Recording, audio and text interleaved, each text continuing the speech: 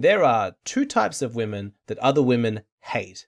Those are the socially conservative women who maintain their chastity, and those are the promiscuous women who sleep with lots and lots of men. This is where the thin veneer of third wave feminism starts to fall away, when you realize that the ideal of supporting women to make their only choices only goes as far as when those women are not seen as a personal threat. Socially conservative women and highly promiscuous women are both threats, and so are both viewed by other women as highly suspicious, though for different reasons and in different ways. Let's look at promiscuous women first. No matter how socially liberal, how open-minded a woman says that she is, how progressive, ultimately it's just going to be very surface level because it's still created by cultural programming. It's never actually going to replace the deeply held evolutionary instincts that are deeply ingrained into her biology. One of those instincts that all women have is a suspicion of promiscuous women, and there are good reasons for this. The first reason is obvious. The promiscuous woman is seen as a threat to the other woman's relationship, to the bond that she has with a man. Independent of her individual personality, she's a threat simply because of her promiscuity. From the evolutionary perspective, if a man does succeed in impregnating a woman without giving her any commitment, that's like the biggest cheat codes that biology has ever come across. It's like winning the evolutionary lottery. He could pass on his genes via 1,000 different promiscuous women without committing to any of them, and though there'll be a reduced likelihood that the children will survive, just by the numbers, enough will, so much so that it makes his monogamous neighbor down the road look like an evolutionary failure. In evolutionary terms, the payoff is so huge that the male brain is actually hardwired to take notice of promiscuous women and promiscuous behavior. Our genes have designed us this way so that in the instance that we come across a promiscuous woman and there's the chance to mate with her, our genes are like, yes, do it. This is an unrepeatable opportunity. And so our brains get flooded with motivation and dopamine and other pleasure chemicals to try and incentivize us to take advantage of that situation. Women are painfully aware of this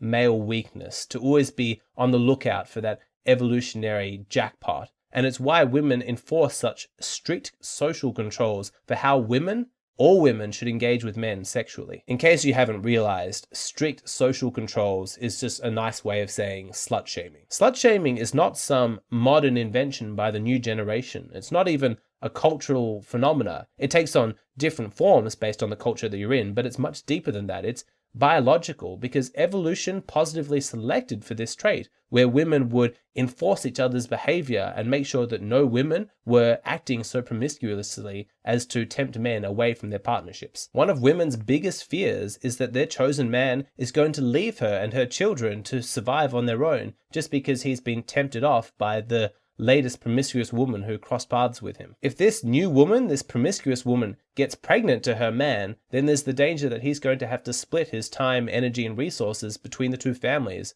or worse still, abandon her and shack up with the new girl. So what you're seeing when women slut shame each other is punishment being doled out for breaking ranks, for violating this collective agreement. And women can be vicious to each other. When one woman sees another acting in a promiscuous way, it can actually feel as though they're being personally attacked by her behavior. It's as though that promiscuous woman is a direct, immediate, personal threat to the life of her and her children, both those that exist and in the conceptual future. That's one aspect, but there is also the sense that when a woman acts promiscuously, she is reducing the collective bargaining power of all women by reducing the quality and the value of what they have to offer.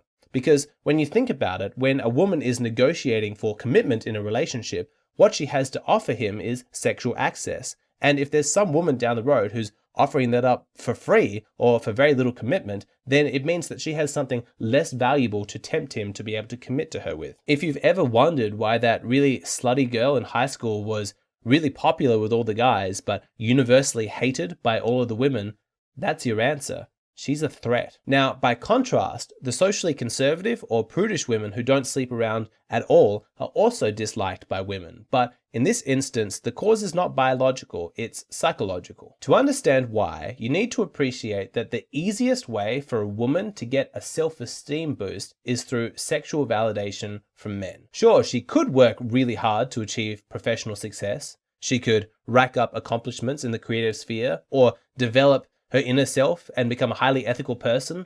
But all of that takes a lot of work and energy. If a woman is looking for a cheap, easy, accessible high, some proof that she is desirable and valuable, it's so much easier to swipe on Tinder, to post a provocative photo on Instagram, to go out to a club wearing a low-cut top, and if none of those work, to sleep with a guy. With a self-esteem boost like that, so readily available, it is highly tempting for women to use that method. Even high-quality women are likely to slip up a few times in a lifetime. It's not their usual value system, but they're feeling down, they're feeling lonely, this guy seems nice. Okay, let's have a one-night stand. So that's high-quality women, but most women are not high quality, and even though they wouldn't consider themselves to be promiscuous, if you actually looked at their behavior throughout their 20s, you'd probably find a number of instances where they had sex outside of a committed relationship. Most women will try and not make a habit of it, but it is an option that they'll use every now and then for that instant ego boost when it's necessary. But from an evolutionary perspective, casual sex is a terrible choice for a woman because she sleeps with him and potentially gets pregnant, but she has no idea if this guy's going to stick around and commit to her. That puts her survival and the survival of her children in massive danger. There's also the risk that the woman will get a reputation. And if everybody knows that this woman sleeps around a lot, then men are going to be far less inclined to invest in her, to commit to her, because there's always going to be that fear that the man has of paternity certainty.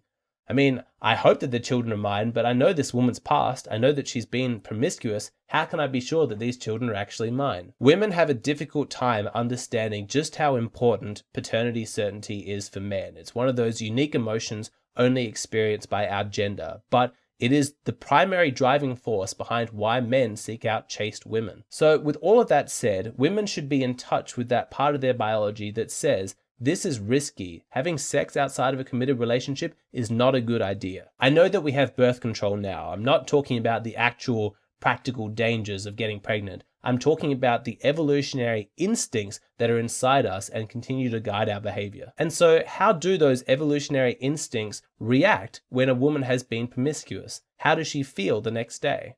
She feels regret. But no one likes to feel regret. That's not a pleasant emotion. No one wants to feel guilty, no one wants to feel ashamed. And so most women will block those emotions, and they'll do this with some cognitive rationalizations. It's just sex, doesn't really mean anything.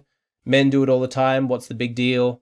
This is me being a progressive person, this is me being a highly independent sexual woman owning my own inner goddess. These rationalizations are necessary because she knows at a gut level that casual sex is not a good idea. And that is why there is animosity from women towards socially conservative women, because in their chastity, they are acting the way that women should act, and thereby inadvertently showing up the failures of the women who do engage in casual promiscuity. If you're falling short of the standards that you know that you should hold yourself to, one of the best ways to cope with your failure is to convince yourself that everybody else is doing the same thing, that really there's no possibility of another path, This is inevitable. Everyone's going to fall down. Everyone's going to fail. Except that not everybody does fail. There are women who hold themselves to high standards and meet those standards. In doing so, they demonstrate that it's possible, and that if you're falling short of these standards, that's on you. That's your responsibility. This is why women spend time with other women of similar levels of promiscuity, so that they can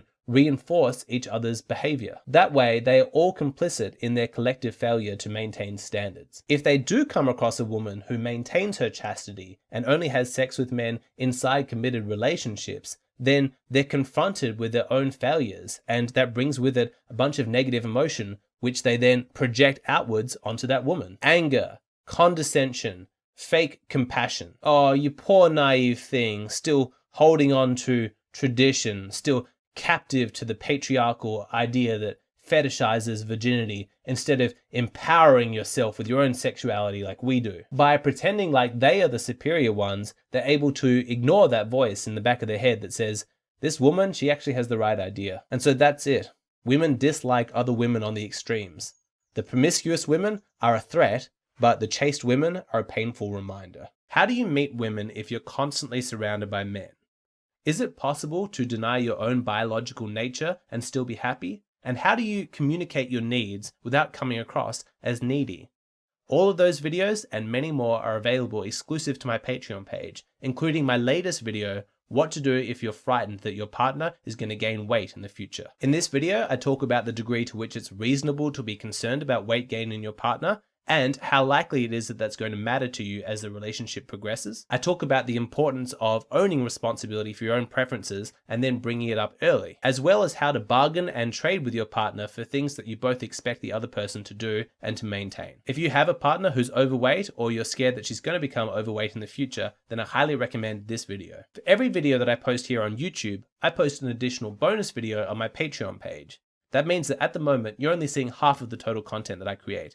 If you'd like access to the other half, then please go and sign up at my Patreon page. It's just a $5 a month subscription, and you get instant access to a whole bunch of exclusive content. It's a wonderful way to support the channel, and I would love to see you over there.